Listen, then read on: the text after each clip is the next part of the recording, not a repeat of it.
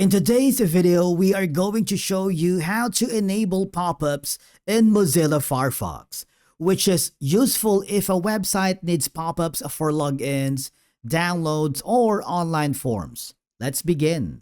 Now, the first thing that you need to do, open Firefox and go to the top right corner where you can see the three horizontal lines.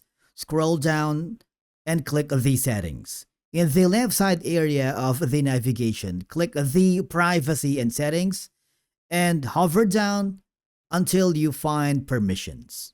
Okay? Here, you want to make sure that the block pop-ups and third-party redirects is unchecked. Okay? Because by default, this option is enabled. Now, if you want to add an exemption, okay, for a specific website that you always go into, for example, our YouTube channel. So if you haven't subscribed already, you might want to click the subscribe button so you'll get notifications to our latest content. Now, I'm going to add an exception for this one. Click the website, click allow, click the save changes, and again, remember to uncheck the block pop-ups and third-party redirects. Okay?